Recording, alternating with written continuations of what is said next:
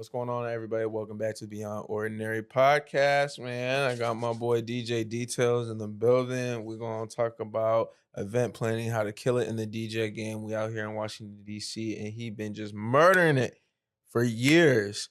My boy, how you doing today? Doing good, man. It's good to be here. I'm glad that I could be considered beyond ordinary, be here with my boy. Oh, you know my what I mean? goodness. It's been a long time Oh, coming. my goodness. This man, y'all should have seen what he texted me when I asked him to be on the pod, trying to make it seem like I'm a celebrity or something. I'm cooling. Yeah, man. Hey, Yeah, you know what I'm man. I saying? was seeing people come on the pod. I'm like, damn, I'm trying to be in that type of crowd. I'm trying to be in those rooms. Now I'm in one of them rooms. now you in the room, man. I can't wait to Exactly. drop this too. Hey, man. So if someone is struggling to get booked as a DJ, right? And they really trying to get like, they just started and they're like, yo, I'm trying to be profitable year one, get to the bag. How should they go about it? Well, defining goals is really important.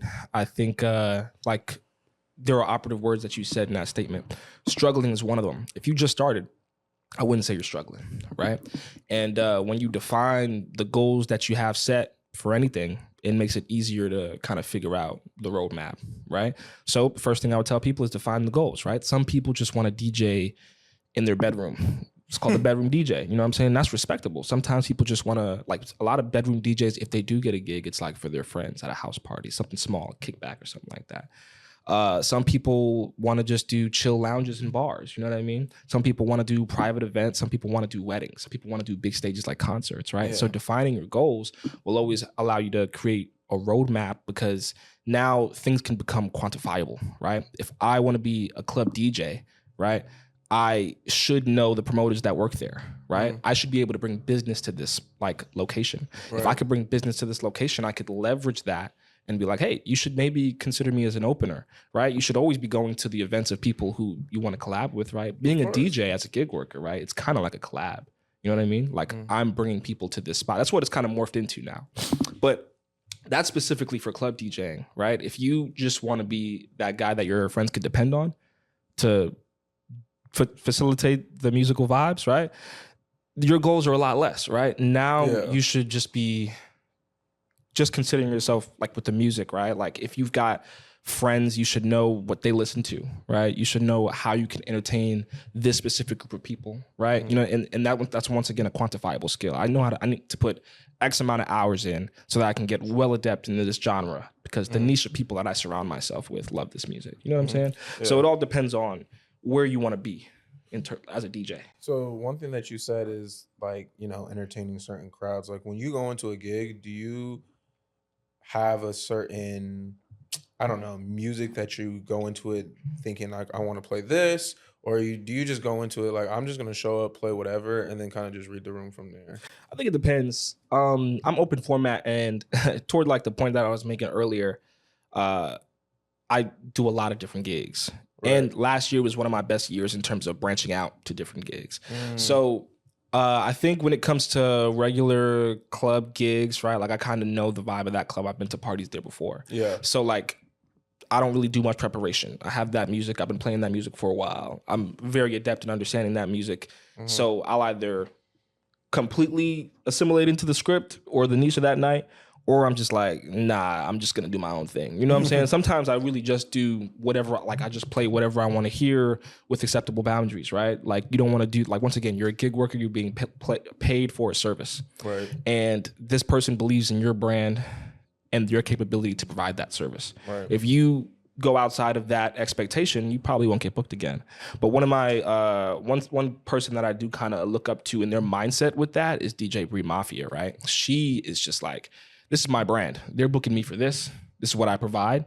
And I'm not going to do requests. I'm not going to, and I'm paraphrasing a little bit. I'm not sure like if she watches this, that's what she said that she actually said. But essentially she plays the music she wants to play, right? All the time, unapologetically. That's a great mindset to look at it because when you create a brand, right, people book you for you, right? Yeah. Not for whatever previous vibe. Yeah, exactly. So it's like, there's different ways to look at it. Who you're being booked by definitely matters. For the longest time, I never created sets. That's another thing too. I don't really like set up sets before gigs. Like I rarely ever do that. I've done that for like maybe auditions or if it was like a DJ battle or in preparation for like a party with a genre I'm not familiar with. But usually I'm scrolling through my entire library in crates that I've like set up like years ago. That's dope. That's dope. So what made you want to get into, DJing and nightlife in general? So it's actually funny. When I was in high school, I was on a football team, and all the time, like we would talk. Everybody in my circle on the football team, we actually knew everybody as well. Like we had a good idea of, we had a good grasp on different friend groups in school at our high school, and we just started throwing football parties. That's what they would call football parties.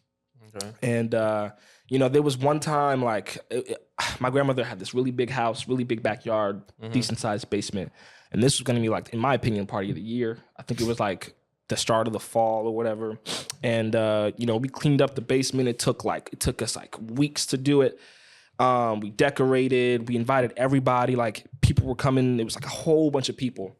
And my uncle ruined the party, right? Like we were originally supposed to have a different DJ, but my uncle was like, nah, man, I DJ. I can't believe you wouldn't ask me. And he pulls up and he DJs and he's like completely out of touch. Like these are a bunch of young kids that want to hear dance hall. They want to hear hip hop that came out in the past like 5 years, right? He's playing like stuff that nobody knows. I'm like really embarrassed because it really was like the party of the year. Like everybody came to this, you know what I'm saying? And I'm like, and your name was online too. You know what I mean? Not just mine, like people that I was with, you know what I mean? That's like one of our first parties. But after that, like we didn't really fail again. You know, and I made sure that we all made sure that we were like, it's a no nonsense attitude from here, because we made money from that party. We made money from other parties, you know what I mean? And it was like, customer service, creating experiences became really important to me, because like if you throw a party and nobody comes, nobody's there to know that you failed. You throw a party and everybody comes. You tell me that all the time, bro. I tell people to celebrate their losses, because there are failures that can come from it that you can learn from. You know what I'm saying? But, it hurts more when you're on a bigger stage and everyone sees you fail. You know what I mean? Those radicalize you to a point where you can just, small details are extremely important, and you're not going to really, settle. So when I came to college, I didn't want to do football anymore. And I wasn't really getting recruited to the college that I wanted to go to, but I still wanted to do parties. It was a good like side hustle. Right. So really what I did, I was just like, I'm gonna throw parties, but I don't really want to pay for a DJ. And I met this guy who, I think I met him in Banneker, and he taught me how to DJ, and I brought the people for the parties. And after a couple of parties, I was like, I think it was like 2 or 3. I was like, yeah, I could do this. Also, my first night at Howard, big party in Banneker, whole bunch of people. And this we're using this little speaker or whatever. And I think it was Bluetooth at the time, but we moved the party to a house of a campus pal. Don't know the campus pal, but they brought the speaker and they were like, yo, like we need a DJ. Can anybody play music? I had the aux the last time, or I was the last person with the aux before we went to the house. And I was like, yeah, I could DJ. And I had an iPad. I downloaded a DJing app and I just played music off of that. That was like my first gig, you know what I mean? Really? And I got paid to do it. So I was they paid you too? Yeah, they paid me. It was like $100. But I was just like, I mean, I know a lot of people. I was in the group chats way before we touched down. Did a couple of parties with a guy that I met that could bring the equipment. And then that was just it from there, I just started throwing stuff because I had the equipment, I had the people, and I had the connects for houses at the very least. Oh, wow. You really, I did not know that you really started off with an iPad and a Bluetooth speaker. Yeah, man. That shit is crazy. And a lot of people can attest, like, if any DJs are watching, like DJing with an iPad is terrible, especially like with a Bluetooth connection, because there's latency, right? Mm-hmm. So I would really at the time, I was like just letting stuff play out and then playing the next song after that, because you can't really do a transition with latency, especially without headphones, you can't hear it. Mm-hmm. Right. So like DJing, a lot of DJing is about timing. And if you can't discern the timing, right, your transition's always gonna be messed up. Yeah. So you just didn't even want to take the chance at that point. Yeah. How smart that you had the foresight to do that. Okay, cool. So, you started doing that. Like, how did you start building, I guess, connections for venues? Because that's probably the biggest thing in terms of F Squad. Like when we were started, we never had venues. We had to literally because people used to ask like, how'd you get venues? We would dead ass go into GroupMe, look at the flyer of houses that were, people threw parties at, and we would not know who the person was, We would literally Uber there and be like, yo, a party was thrown here. Okay, y'all fuck with us. That's literally how we started. So how did you get your venues? It was kind of similar. Starting out, like it was word of mouth. I knew a lot of upperclassmen when I came. Okay. So when I had something to do at their house, or if I had a reason to be at their house, I would just be like, you know, like if it was an upperclassman, I knew I'd ask them who lived there. And if it was them, that would just make it that much easier. When it came to like venues though, it's like, it didn't take me long to start getting booked because I was just consistent with throwing my own parties. Once I started getting booked into venues, I would just ask where the manager was at the end of my set, and I would just be like, "Hey, I really enjoyed DJing here. I could bring business like this quite often. You know what I mean? Like, you should absolutely give me the chance to throw something here on my own." And this wasn't really to undercut the people that were booking me. Like the people that were booking me, like I was like really close with at the time. Yeah. And I've been in like couple of different promo groups too. So because I was just always networking with people at the gig, after the gig, before the gig, or people that were in those spaces, it was just a never-ending cycle of this spot I could try on this day, and if they're not available, then I can just try this. I had like a black book in my notes just of venues that I've DJ'd at or stuff that, I went to, just asking people around, similar to what you guys did. Okay. So one thing that I kind of want to touch on is that it seems like at least when you first came to Howard, you said you were in the group chat, you already knew people, stuff like that. A lot of people don't have that leg up, you know what I mean? So say like if a freshman did come and they wanted to kind of get into the scene, but they wasn't as active as you or known on campus before they touched down, like how would you recommend that they So by getting active into the scene, you mean as a DJ, as a promoter with like, meeting people? Let's start with DJ. All right. From the like perspective of a DJ, I think everybody kind of, well, let me not say everybody, but a lot of people start with friend groups, right? Like I said, the goals thing, right? If you want to be a DJ that plays for a lot of people, you got to know how to play for a little bit, like a small amount of people first. And there's a multitude of ways for people to be social, right? In 2025, that's what I can tell people, right? Like, find your friend group, DJ for them, do small kickbacks, and then branch out to different friend groups, right? But also, like I said, depending on how old you are too, as a freshman, it's hard to do like 21 plus venues, right? Wait, so if you're the DJ, like you have to be 21 to get booked. They're not going to book you if you're. I mean, so I got away with it a lot because for a lot of venues, I didn't get carded. I would just tell them I was a DJ and went in, right? That doesn't necessarily always happen now, right? Like I get carded a lot, but I feel like it isn't 2017, right? Like things change. I think there are a lot of like 18 plus venues now. You should like focus on the spots where you're celebrated and allowed, right? But I think once again, also, what I was like, to my point, before I was going to these functions and then meeting the promoters and saying, hey, like, I really like your party, and I would bring people, right? And that's the thing, like, it's almost like leverage, like when you want to go to a venue, you need leverage. Like, hey, this is what I did tonight. Before we even established a relationship, I can do this again. Here's my stats, right? Because remember, we had a conversation not too long ago, just outside of this, about, like Eventbrite and like if I knew, right? Like if I knew that I could leverage my stats from Eventbrite, right? Just like from an email list, and I kept that like as an ever going or a file that I persisted with, I'd be able to leverage that information now and tell these people that this is the potential that I have to bring to your spot. You know what I mean? Same thing with promoters. Everybody wants quantifiable data that can show them that you might be able to do something. Even if you don't have that to start out with, right? You can potentially create your own RSVP link, show them that, and then just have the people check in. Or they can create a link for you. And then as people check in, people are able to see in real time what type of influence you have on the environment that you're in, right? If you're able to bring people to the function, you're an asset. You can be an asset. And you could leverage your ability to be an asset to get what you want, like an opening gig. You know what I mean? So that would be my advice to like a freshman, right? Like, it doesn't have to be a club promoter, but people are gonna throw parties on campus. You know what I mean? People are gonna throw parties off campus that are your age group. Go to the party, bring people, meet the people that are throwing it. You know what I mean? Maybe become a part of that group, because when you're a part of that group, maybe as a promoter, one day they might not have a DJ, and you could be like, well, I DJ, here's my mix. You know what I mean? Yeah, that's so crazy that you say that, because that's high key how, like, when I really boil it down to how F Squad started, that's really how it did. Like before I even got to campus, because Zaire and them, they're all HU19, and I came like the year after. And Zaire was telling me that their freshman year, they would pull up to the party and they would just be lit. And they'd just be having a good time and da da da. And folks was like, bro, like I ain't gonna lie, like y'all was lit. Y'all like basically brought the energy. So like if next party, like y'all free as long as you just, pull up and have a good time and bring the energy. So that's crazy. I never even really thought about that's really how we got started.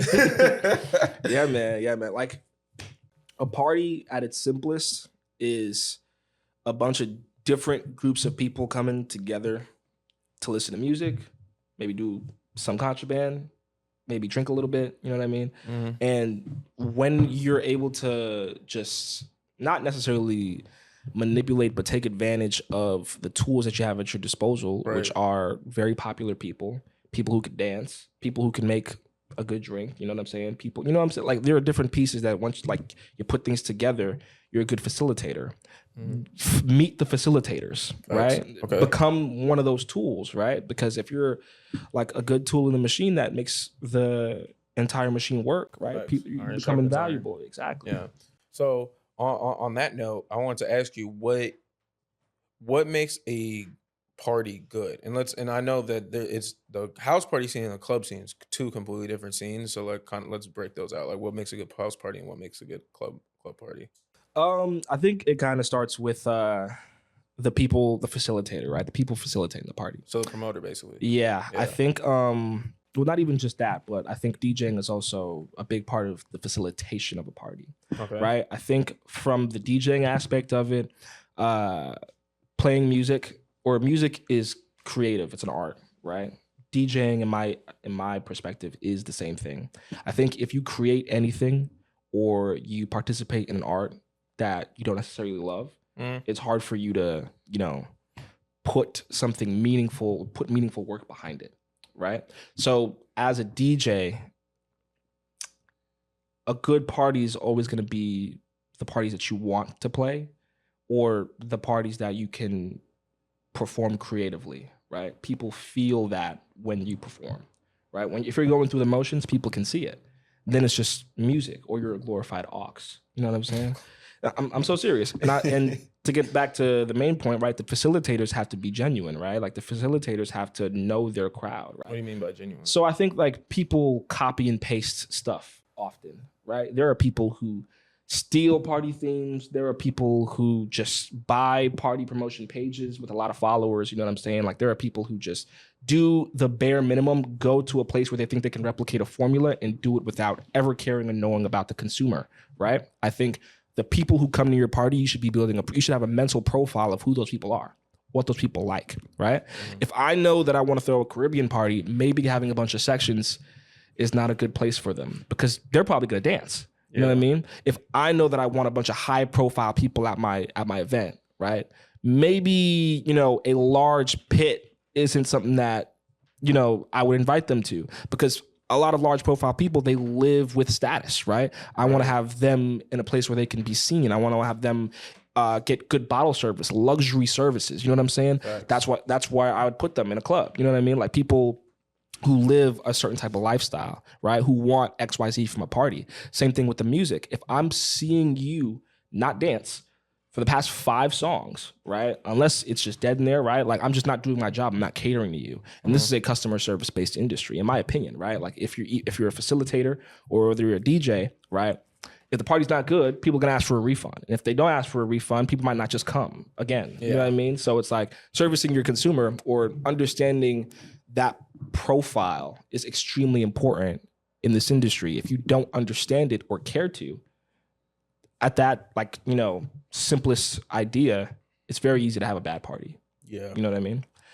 It's a bunch of other stuff too, right? Like I think understanding where things can go wrong and preventing them, being proactive, right? About things going wrong in your party is really important, right? You don't want people definitely will go left, especially when it comes to people and liquor. Something will go left. Yeah, and that's the thing, right? Like so many things are being put together that so many bad things too, right? Yeah. Or things that can become bad are being put together. It's really important to understand your saving graces in bad situations, right? Understanding how you could diffuse a situation with good security. understanding how you can make sure things get clean so people don't like maybe hurt themselves, right? Maybe having a little bit of insurance wouldn't hurt, you know what I mean? So I think it's really important to know how things can go left and making sure you facilitate an environment that's always right. You know what I mean? So Absolutely. One thing that I love that you started with is that you talked about having the consumer and the people in the party at the forefront. So I'm reading this book. I think it's called 14. It's like 14 principles that made Amazon like $1 billion, or how to build a business like Jeff Bezos, something like that. Actually the author of that book actually agreed to come on the podcast, and literally the number one thing he said that what Amazon did to make sure that that grew Amazon to the size was being customer to focus on the customer. Like basically the customer is always right and make sure that they have a good experience. And then when I really looked back at because I have Amazon Prime, and I'm just like, damn, nah, Amazon does some of the best jobs, between Amazon Prime, between the fast shipping, between making returns hella easy to the point where you don't even need a box. Sometimes you can just take it to UPS and they'll just ship it out. So I really like how you said that, you got to focus on your customer. And I feel like a lot of people don't do that. They focus on other shit, oh, I want this amount of clout and blah blah blah and all this other shit. That's actually one thing that Juice was talking about. Some people get caught up in the clout and they lose sight of why they even started to begin with, and then they phase out. I agree. And one thing I want to touch on, because you mentioned Amazon, I think one of the best features that they had is just the review system. Very simple, right? But the review system makes or breaks products, right? It the does. Review system literally is what I live by before I buy something, right? If it's well reviewed, I get it. Same thing can be applied to parties, right? If these types of parties are well reviewed, people are going to come. It's really simple. You know what I mean? And when I was in different party groups, one thing you got to stay away from is people with different intentions, right? What do you mean? Some people want to do it for clout. Some people want to do it like it's partying. Some people want to do it for women. Some people want to just go out and drink. You know what I mean? Some people are only money focused, right? But every party group that I've been in, I'm like, guys, let's just make a good experience for people. Facts. Because all that other stuff is going to come when people like being there. When people are like, instead of, if someone said, I just went to this party, right? It's like, okay, that's cool. Right. But if someone said, yo, this event that I went to, it blew my mind. They had this going on. Right. This event that I went to, I kind of got messed up, but this was my favorite part. You know what I mean? This event that I went to, the DJ was just miraculous. He would go from genre to genre, and it never he never broke sound, or it was never awkward. It all just mesh cohesively. Right.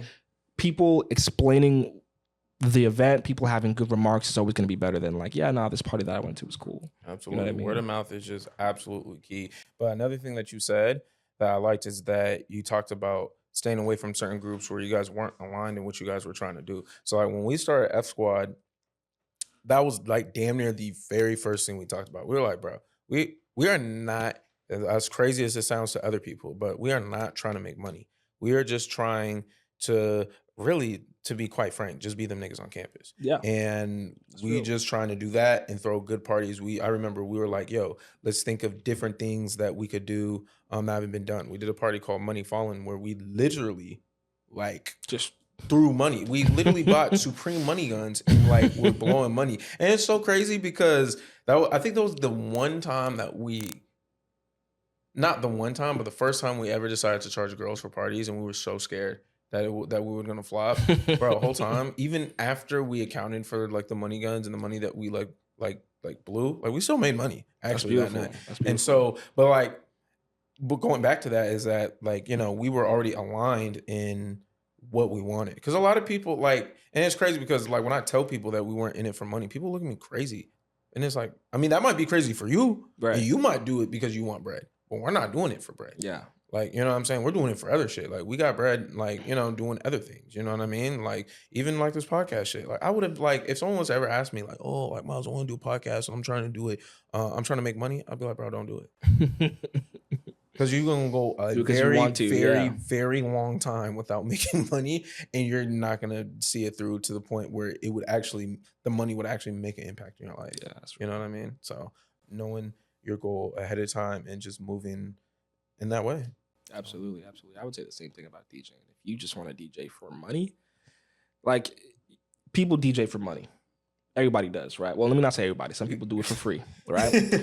But DJing isn't a type of thing where you just get into and you learn for a couple of weeks and then you're instantly making money. First, there's always an outlier that exists in every industry where they just go in, guns blazing, and they making money. But DJing, Facts. Don't look at them like that's the regular though. That's the thing. Yeah, you're gonna have good seasons. You're gonna have off seasons. There's gonna be stretches where nobody wants to touch you with a 30-foot like pipe. You know what I mean? It's just that's how it is, you know. But to that, I would just tell people to like branch out, do different things. DJing exists in so many different industries too that people are just like so unaware of. Yeah. I think you had told me like you were trying to like break into weddings and stuff like that. So like what industries are you breaking into and how are you, doing that? Yeah, so I've done a couple of weddings.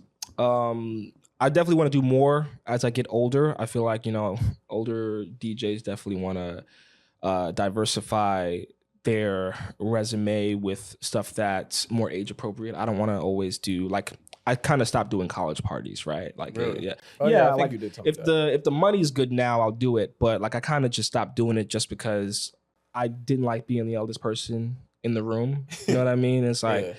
oftentimes like I'll do a favor here and there for like a college party, but like I've last year I've stayed away from a lot of them just because it's unnecessary for me to be there at the age that I'm at. And for me to grow, I have to be in different spaces. The different Facts. spaces that I've touched this year, I'm the official DJ for the DC Breeze. That's the professional ultimate frisbee team, and that's like it's a sport, right? Back when I was in Howard, I was doing football games, I was doing basketball games, volleyball games, and stuff like that. So I leveraged that ability to do sporting events. I put it on a resume, and I found the job off of like Indeed. And they pay me pretty decent. And I was like, hey guys, like I've been a sports DJ before. If you guys are ever looking for an announcer, I also MC. Right? They never did the MC service or the announcer services, but I was there with them for a season. They got pretty far into the playoffs, and it was a really fun experience. They took care of me, and that's just one thing. Right now, I am on retainer for a Emmy award-winning entertainment company, Plus Ultra Entertainment, and they've put me on some of my biggest stages. Like we do convention after parties, and Anime NYC, like upwards of like 2,000 people. You know what I mean? Just yesterday, or not yesterday, just 2 days ago, I just did a fashion week gig with them, right? They put me into a lot of different various rooms, and I never would have been able to work with them until like I invited them to one of my parties, and I'm like, hey, first gig's on me, right? The day after, they put me in front of 1,500 people, and they were like, go ahead. You know what I mean?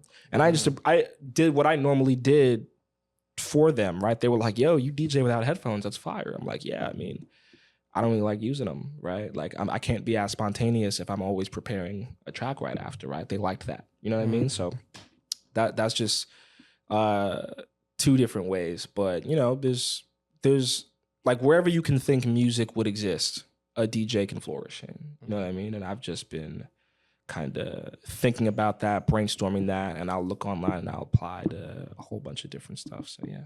Bro, one thing that I liked about that you just said, man, and I hope people, caught it, is that started at Howard, you were college DJ, whatever, and then as you got older, you kind of stepped out of, for lack of better words, your comfort zone. You know what I mean? You could have been like, yo, I've been doing this for years, I'm gonna keep doing this, the money, but you said, nah, like I'm not gonna do that as much. I'm gonna go over here to find a better opportunity, and you were able to do that. You stepped out your comfort zone. I feel like a lot of people, like it's hard to do that, to break out and do something different.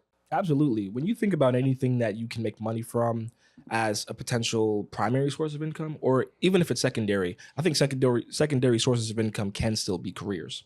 And when you look at that or what you want to do as a career, having an idealistic framework for how or what a career would look like is extremely important, right? Like I said, I can't do college parties forever. I'm gonna be one day be 30, and then I'm gonna want to be 40. You know what I'm saying? It'd be crazy for me to continue to do that, right? But like sports DJs, like first off, it's hard to get into sports, professional sports, because they don't ever leave their position. You know, them DJs be there for a long time, and that's kind of that's like a dream job for me. Like I want to DJ for a football team, like an NFL football team. I want to get there. For me to get there, I got to be in more sport-oriented spaces, and I got to be at the right place at the right time. You know what I mean? So having patience, something that you kind of touched on before. If you don't love DJing, or if you don't love being able to create a vibe for people that's music-centered, it's hard for you to have that patience to eventually get there. Yeah, definitely. And I'm glad that you have your sights set on trying to be as a professional sports DJ, and you're taking the steps towards doing that. That's dope, dude. But I will say, like, damn, like you ain't hit up F Squad for the MC for New York Fashion Week. It's crazy. Well, it wasn't that type of vibe. I didn't really MC for that. It was more so kind of chill. I played music, like during the show. It was music that they asked me. Like some designers gave me the music. Others, it was just music that they asked me to play within a certain genre. But before and after that, it wasn't like a crazy party or anything. After that, it was more so just like a chill networking type of vibe. People was getting interviewed and stuff like that. So. You're talking about convention center and stuff like that. Yeah. Those are always fun. I get some decent perks with that, but also that's just stuff that I'm interested in. The types of events that Plus Ultra do is stuff that I would just go to naturally, right? Mm-hmm. That's another thing. Like if you want to make it in this industry, don't follow the money. Do the stuff that you would go to naturally, because then it makes it fun. Mm-hmm. As a gig worker, and this goes for anything that you do where you get money from. Rabbit, whatever. Right. Yeah. As a gig worker, I used to do photography. You know what I'm saying? Yeah, I remember that. And like I still have the camera. I still take pictures and stuff like that. But I fell out of love with photography as a gig worker because it was like I was getting stuff I hated, right? It was like graduation shoots. I'd be like getting my stuff broken and trampled over by people walking by. Sometimes I'd be in like busy areas trying to take pictures for people. Sometimes I was like severely unprepared with like different things that I needed for the shoot that people needed. I hated editing. That's another thing too. Like people would want videography services from me, and I did not take video, right? Yeah. I would do them, and then I'd be like, okay, here's your footage. And they'd be like, well, what am I going to do with this? You know what I'm saying? Then they would want to like have to find a whole different editor. And I was just like, I kind of don't want to be in these positions anymore, right? Yeah. I'm going to stick to what I love about photography, and that's going to be, the spontaneous shoots that I do or anything creative that I can potentially do with a friend that I have. Because that's another thing too. Photography is like you got to collab with a lot of people. A lot of money moves in different ways with whoever's involved. So I was just like, I don't love the work side of photography. It is a lot of work. Yeah, it is a lot of work. I'll be like, bro, shout out to J. Cole, because like I talked to him a decent amount. Like, and like almost every time I call him, he's like, yo, I'm either going to this shoot or he got to edit. And then another thing too, which thankfully my clients aren't like this, but like people, when it comes to like their pictures, they be pressed. Yeah, so many revisions, or just like sometimes they'll just want the raw photo and they'll slap a nasty filter on. That's another thing. I would hate that. Like, oh yeah, he definitely told me that one of our profiles did that. And he was like, bro, why did he add this? Might as well take the photo on an iPhone if you're gonna slap a nasty filter on it. You know what I'm saying? But yeah, like that's a whole other thing. Just like when I'm behind a table, right? People can tell me their song requests. I can decide if I want to do it or not, right? All right.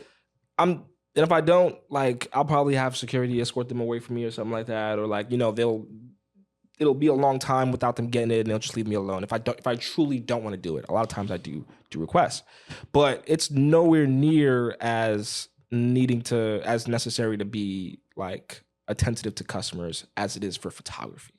That's when you really gotta love it, because people, you're dealing with a lot more like stressful stuff, like birthdays, like weddings. You know what I'm saying? Right, like it's just. And he be telling me that like a lot of people, like they be hitting him like day before, day of, talking about, yo, can you do this, da da da, and da da. Gets there, and then they'll want to like add a whole bunch of other extra shit. Like when they get there, they didn't specify at the very beginning. Yeah. Now you're there for a whole extra hour and a half. Yeah, exactly. I'm like, bro, like shout out y'all. I can. Like, I actually I lied. I definitely did at one point want to do photography.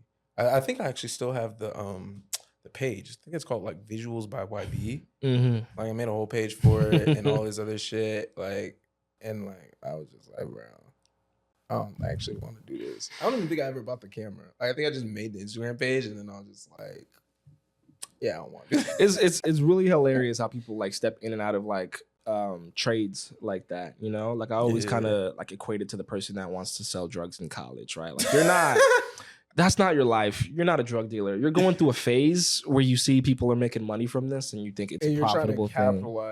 You know? It's a whole thing right now. There is a boom of people who are DJs who are getting booked and they're not that great. It's because they bring a lot of people, right? Yeah. You bring a lot of people, like you can just be a glorified ox and you can just like, you know, I think anybody could DJ. Being a great DJ is a whole different thing. You know what I'm saying? And there are a lot of people, I think everybody should learn, right? It's a fun thing, like playing the piano, in my opinion. Piano's like a lot harder, but you get what I'm trying to say. It's a trade that I feel like everybody should learn. It's just not everybody's in it for the right thing, you know? And when you're not in it, people can tell. Why do you think everybody should learn? So I think when it comes to music in general, I have like a very wide palette of different like genres and stuff. I think opening up your palette for music gets you a little bit cultured, right? Because especially as like Black people, we probably predominantly are just listening to hip hop, rap, and like R&B, stuff like that. Yeah. Right. But I've gotten into country a lot over the past like year. I've gotten into like a lot of like East Asian countries, like a lot of those genres I'm really into too, like city pop, which is like a jazz pop fusion, which is very heavily influenced on like African American jazz, right? Like K-pop and J-pop. I really like that. They do appropriate Black music a lot. Don't get me wrong. Like a lot of them do like Jersey club stuff. I've gotten into a lot of London music and UK drill and stuff like that. I've gotten into even like there's this one Slovenian song called Ostavi Drag, and that's like I wake up to it now. It's like really fire. And I just wouldn't be as adept or knowledgeable in music. Even like music with music history, I wouldn't be as adept if I didn't DJ. That's like one thing. The other thing is like, if you don't dance, right? Like a good way to learn how to like be on beat or catch a beat is through DJing. One of the first lessons I tell people all the time is to like, you know, learn how to count, right? Because that's how you can DJ without headphones, right? Most music, the song signature is 4x4, which means you're counting 1, 2, 3, 4, 1, 2, 3, 4. And there are and counts in between each of those counts. So it's 1 and 2 and 3 and 4, right? Being able to develop the ear on when a song begins, whether that's on the and 2 count or if it's on the 1 count or the 4 count, right? Being able to like identify that through your ear is very good. It's a very good skill to develop as a DJ, and it translates to other things as well. Just, you know, being able to train your ear, understanding things like songs in like the first couple of seconds, right? So yeah, I think it's enriching because it's a very addicting feeling when you play something and like a whole room of people start screaming. Yeah. You know what I mean? Or like you can completely change the vibe up like this from like a drill song or to something like Suave Mente, right? Like a song that you would bachata to, or you know, something like that. Yeah, that's like why I think everybody should do it. That's dope. And is there any niches in DJing that's more lucrative than others? I think we touched on like being a DJ for an NFL team, but like, you know, are there any other niches? I think when it comes to lucrative, I think the more lucrative it is, the harder it is to like get into, or the more gatekept it is. First and foremost, like weddings are like one of the best because you're probably going to be there all day. You could charge a premium, you know? So I don't know if that's what you mean by lucrative, like in terms of like how much money you get. Yeah. Facts. But yeah, like weddings definitely are like the big ticket gigs. Like how much they charge? Like how much? I mean, bro, I think starting for anybody, if you're doing a wedding, should be like, if you're a good DJ, starting for anybody should be like $1,000 just starting. You know what I mean? But one of my mentor once told me like, yeah, I mean, if you're doing an event all day, you're leaving money on the table if you don't also provide different things, right? I think if you've got, and this is where like investing in yourself becomes important. If you've got a lot of like sound, right? Like sound that you could bring, right? Now you can charge packages based on how much sound is required, right? You ask them, well, how many people are going to be attending your event, right? Okay, this is what I suggest for for that capacity of people. Do you think that you would want to add on XYZ extra amount of sound, right? And my pricing is usually based off of that too, right? Just like my base pricing. Yeah, because you got to lug all that over there too. Yeah, like my base pricing to get me out the house is one thing, right? If I just got to bring my laptop, cool. But if I got to bring 2 speakers and my board, right? Now it's like we're gonna spend a lot more, or we're gonna spend a different amount.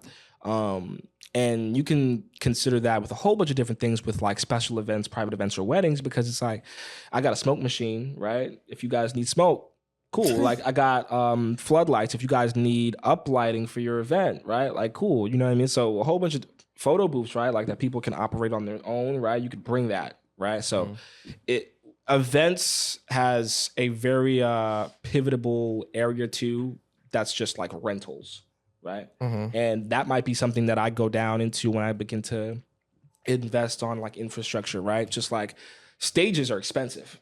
You know what I mean? Stages for events are expensive. Chair rentals. And these are things that people need. People are always going to want to celebrate, right? People are always going to be getting married. You know what I mean? Always. So like as you like especially mature, as we get older. Yeah, as you mature into the event, curating industry, sourcing, and rentals is always going to be a great way to go. You know what I mean? Even if you step away, if I step away from DJing, I'm going to keep buying speakers. I'm going to buy a whole PA system. I'm going to be able to do like mini concerts, and because like that's going to get me money all the time. And then now that we're on the topic of like, you know, kind of hard niches to like kind of break into, one thing that I want to do, this is like kind of like part of my kind of life plan ish, is I really want to own my own club. Because, like, bro, the profit margins... You and me both, brother. Bro. You and me, bro. The profit margins on liquor is fucking crazy. Yeah, I mean, like, their bars... A lot of bars make, like, upwards of $20,000, $30,000, $40,000 a night, you know, depending on where you at. You know what I'm saying? So that's what I'm saying. I definitely want to do that, too. I think location is extremely important. I think... you know, staffing is really important. Getting the right promoters, getting the right DJs. So in terms of so when I brought Juice on, he was talking about how he was you know, how he was climbing the ranks and bouncing between different clubs, obviously leveraging different shit between the two. And then he was talking about how he's going to, you know, he's looking at, you know, getting offered like some sort of equity, right? So for me, I mean, I was never that deep in the trenches in terms of promoting like he has. However, like, I really believe I will have enough money to maybe not buy out a club all outright, but to be able to, you know, have some equity in it. So how should I go about that? You know what I mean? Because I'm not necessarily coming to the table like, yo, I can pack out the venue, da da da.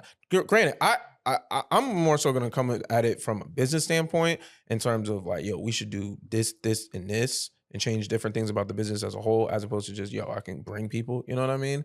And I'm obviously gonna have, you know, some sort of money. So how do you think I should, you know, go about that? So, in terms of your goals and process, if you could elaborate on that, I might be able to give you a better answer.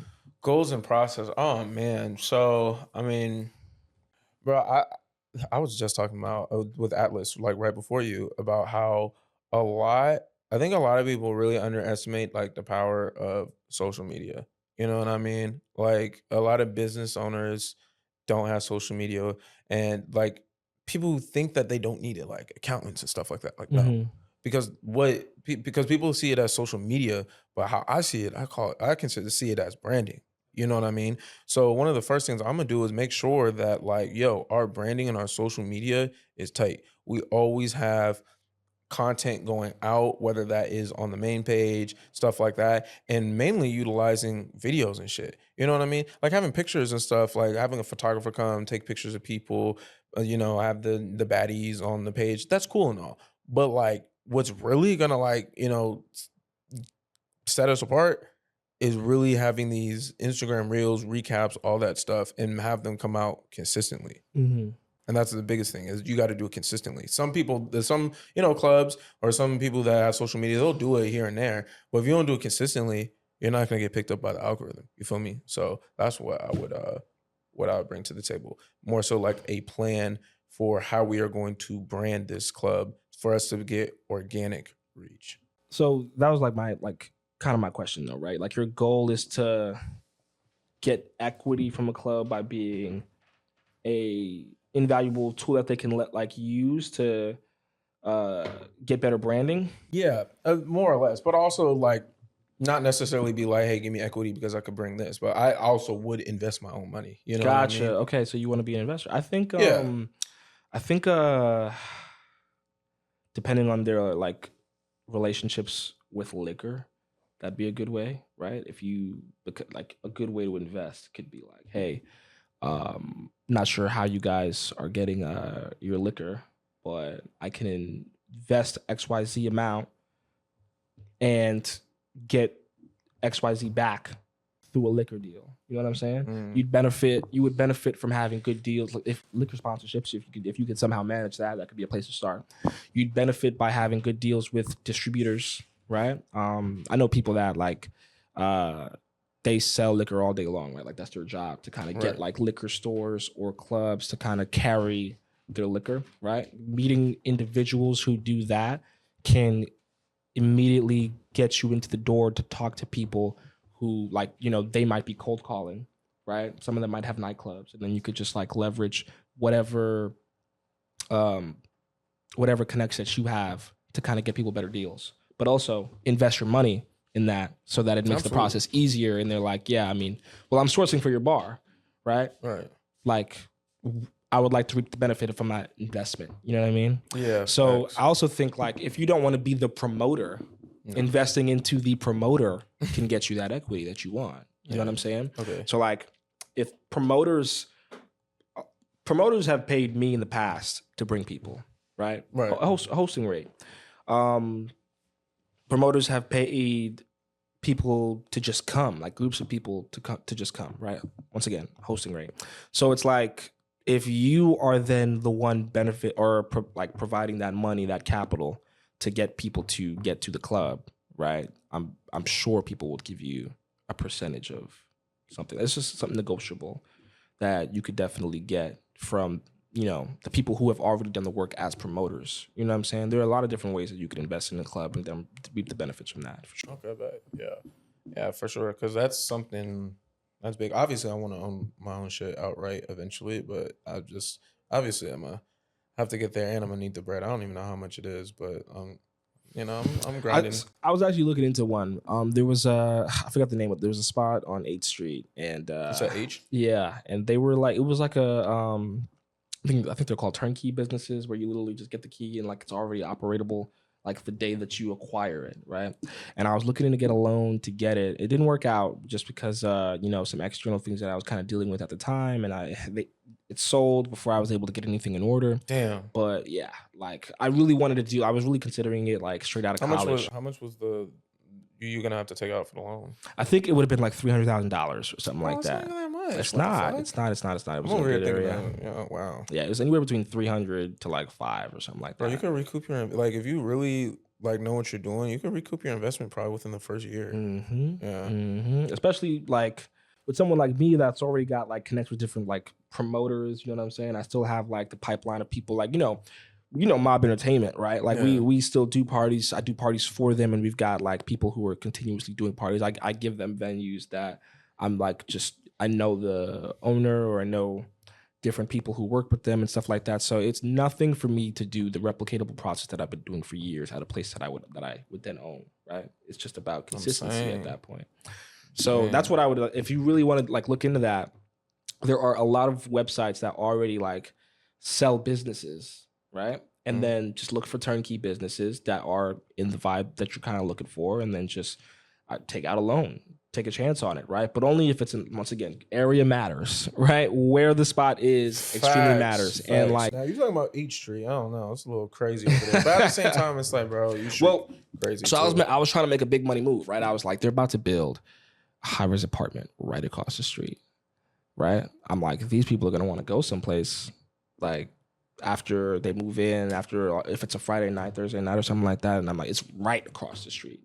So I was this just makes sense. You know what I mean? It was also like 8th Street where it was. Like, that was like that's a busy street. You know what I mean? So like, it should do be busy. I don't be going over there that much, but yeah. Yeah. So I thought it was a great idea. I thought in terms of music, I already got that. I know people who DJ. You know, shout out Olo, shout out DJ Noble. You know what I mean? Those are my guys. And I know like promoters, it would have been easy, right? Like the staff, there was already a staff there. It was already making good revenue each month. Yeah, so all you pretty much had to do, you wasn't even coming into like a empty shit. It was just like, yo, just. It was literally, I get this person who had owned the spot, he had some debts and he wanted to just like kind of liquidate one of his assets. Well, not liquidate, but like try to get rid of one of his assets to pay it off. The club was one of them. So I was like, that's cool. I'll pay him off with my loan and then I'll just pay off my loan with the revenue that's being made here. You know what I mean? It's a short-term or a long-term solution. So it just wasn't in the cards. But eventually, that's probably the route that I'll take. Absolutely, brother. Shoot, let me know. We could cook something up, go half or something. Always looking for investment partners, man. Bro, I'm being so dead ass, bro. Like I'm really trying to like really get me a club and bro, have it be like the spot. And when I mean the spot, I mean I want it to be like the spot in DC. Like, you know how El Rey is like the spot, but it's mainly the spot like in terms of Howard. I want it to be like, yo, when you come to DC, you go here. Yeah. You know what I mean? Yeah. Absolutely. Type shit. Oh yeah, if you could change one thing about the party scene here in DC, what would it be? I'm West Indian. I'm Caribbean, specifically Jamaican. I wish there were more Jamaican clubs, like clubs that were just like for us out here. I think the types of stuff that I do on a week-to-week basis, I do enjoy it, but just having more stuff that kind of suit my taste musically, I wish that you know, I'd be able to do that. You know what I mean? So especially like Jamaican Americans, I feel like when you're like Jamaican, a lot of people who are Jamaican, they're from Jamaica, right? They kind of have their niche spaces, but people who are kind of like me, right, that are like half Jamaican, half African American, right? It's kind of different. The way we listen to dance hall or like that genre, like soca, right? It's kind of different. The way they enjoy it, different. You know what I'm saying? So that's probably be like the one thing I'd change. Yeah. All right. So how important is data in terms of like, you know, the event planning space? I think it's extremely important. I think the more data, first off, data from a leverage perspective is extremely important, right? Like if you have something that you can show people, like, listen, this is what I have, it's always going to be something that you can use to get what you want. I think when you don't, like, a lot of people don't have resumes when they're DJs, right? That's like, so crazy. You wouldn't think to get it, right? But like I've been in many opportunities where like, not even just a resume, press kit. I used to have a website, don't have it anymore. I need to get that back up and running. But I've been practicing just being good with word of mouth, right? Like I had one of my most profitable years last year, and I've only had like a couple weeks off this year, and I've got stuff like booked way in advance for this year. Then it's gonna look like a similar year. I don't have a website. I don't have business cards. That's strictly word of mouth. You know what I'm saying? And it's like clientele that I've built. You know what I mean? So I think without data, it makes it hard to have those conversations with promoters. I think when you use data as a tool, not just for like leverage, but like if you understand how you can use data like with email and text message blasts and stuff like that, you'll have a better idea of how you can, you know, curtail or curate events, right? I don't always put all of the data that I have into like, or I don't use all the data that I have as one master list and just send out the blast. Yeah, right? That wouldn't make sense. If I do different kinds of events, right, I section that data off so that like if someone came to like an all black event, I'm only sending them all black like functions, right? But at the same time, it's like some of these different niches can mesh well together. Yeah. Right. If I'm doing a club hosting, right, like I did one for Mob Entertainment, I ran the link on that, right? Like 500 people came or whatever, and then we did another event where another like 400 people like came, but it was like a couple events on a week. That information, right? Like every time that I facilitate a hosting opportunity for that entertainment company, right? Like I'm just gonna send out that text blast, right? Facts. But if I'm DJing my own event, I'm not gonna like I have the data, I'm not gonna abuse it, right? And send it out to people who would never like come to this event, right? For something else, like you know what I mean? Yeah, facts. So data is important. Data can be misused, but data can be manipulated in the right way to where, you know, you can curate an event. Anybody can throw a party, but curating an event denotes intention, right? Data allows you to make really great decisions because you can replicate things in the formula that you didn't do maybe on the first party, but you did on the second party. You know what I'm saying? You can make data-based decisions, and that'll always help you down the line. So what's your event curation process? It's a good question. I think it depends, right? I think it depends on what I want to do and who I'm collabing with. If I do an event nowadays, it's rarely an event that I'm just doing, right? Because I tried to step away from doing like events, right? I want to brand myself now, not as Detailz, the event curator, which was like a lot of my early stuff. Now I'm like, even since high school, right? Like I was just like, rock those parties. But now it's like, I just want to be Detailz. I want to be DJ Detailz, right? I want to get booked for this stuff, not like have to deal with the stress of like facilitating this stuff. So, I mean, now, first and foremost, if I am going to do that, I'm going to collab with somebody because like, you know, there are people who have been continuously doing this for like a decade who will have way more experience and knowledge on this than me.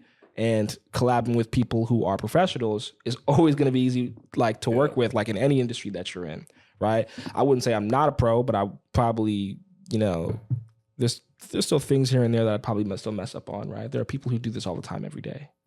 Why not use that expertise? This is something I stayed away from early on in college because I was just like, I wanted to keep costs low. But cost isn't really the issue now, right? The issue now is creating an experience that people come back to.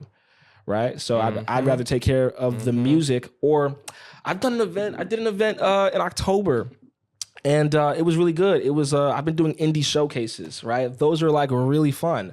And like I know a lot of people who make music. People are always asking me, hey, can I tip you to play my song? A lot of times I'm telling them no, because it's like, I'm just not gonna do that, right? Unless like their song? Yeah, to play their song like during a set. And I'm like, yeah, nah, like your music probably doesn't fit the vibe for most of the stuff that I play. It's probably not even that great. Yeah, I would just tell people, like, I feel like anybody can just make a good, catchy song. You know what I'm saying? Yeah. I'm playing music at a party. It shouldn't sound lyrical. You know what I'm saying? It shouldn't sound like sad boy music. You know what I mean? Or boy rap. It's just like, keep it simple, keep it catchy, keep it bouncy, make people want to dance. I'll play your song. You know what I mean? Like NLE Chopper's got it down to a science. That boy makes like Jersey club music, and some people make drill music. Like make something like, you know, fun to dance to. You know what I mean? But aside from that, the type of stuff that I really enjoy doing by myself, I did like a fashion show like in the span of a month by myself. I got all the models, I got the music, I got I got the venue. Like it was crazy, and I like indie showcases. Indie showcases are really fun. I just did one in October, and that was just like, I got all the talent for that one. I set up the music for that one. I set up the run of show. And I know a lot of people that do the same thing. You know what I mean? Those are like really cool events. And my process is just really simple. Like the music's always going to be covered. I get the venue locked down first. And then I get definitely gotta do that. Hell yeah. Always get the venue locked down first, and then like I'll like reach out to, if I do reach out to people beforehand, it'll just be like to put the bug in their ear to keep like this date range clear, right? As soon as I get the venue locked down, I'm hitting everybody up. I'm like, hey, this is what's going down. Are you available? Can you do it, right? And if it's not an indie showcase, it's anything that would require some type of staffing, like security. Or a door person that's collecting money, right? Or, you know, like it really depends on what I'm trying to do. But just for those two as examples, you know, maybe I'll ask someone to help me like keep the talent like engaged, or like, you know, keep them up to date on what they should be doing, when they should be sending music in, what's the, like, you know, giving them a run of show, telling them what is required for the event and stuff like that. And yeah, I think I would outsource like people that can help. If I don't, then I'd make the event so simple that it's just like 1, 2, 3, boom. Like you're going, you're performing, next person. You know what I mean? Keeping an event simple makes it really easy to avoid errors. Makes it really easy to plan. You know what I mean? So, you know, for a party, there's not much you got to plan for that. Right. I guess like when you start going up in scale, right, when there's a lot of people, then yeah, you definitely need a lot more security. You need people like that can bartend. You know what I'm saying? But the more you do stuff in venues, like real venues, the less you have to worry about as well. So it's like definitely case by case, niche by niche, like how the process is going to look like. But you know. Oh, man. All right, Detailz. Before we close out, what is one thing you want to leave the people with today? One thing that I want to leave the people with, I'm gonna leave it on a positive note, man. Like if you're gonna do something like DJing or anything that you kind of have to interact with a consumer with, make sure it's something that you love. Love is important. My definition of love, not necessarily a definition, but the way that I kind of maneuver with love, especially when it comes to art, is that love comes in degrees. Love determines what you can, can't, and won't do for yourself and for people, right? And if you don't think you can, can't, or won't do something, maybe you don't love it enough. And it's okay to put things down. It's okay to try things, you know what I mean? But don't do things for the wrong reasons. Don't get into something creative or something like this, like a podcast or DJing, and not love it. It's not something that's going to last for you long term. You know what I'm saying? Absolutely. Appreciate you dropping that gem, man. Where can the people find you at? DJ Detailz _ on Instagram. That's all the information I'm willing to give out right now. It's all good, brother. Oh, man. Hope you guys enjoyed today's episode, man. Learned something about DJing and event planning. Until next time, peace.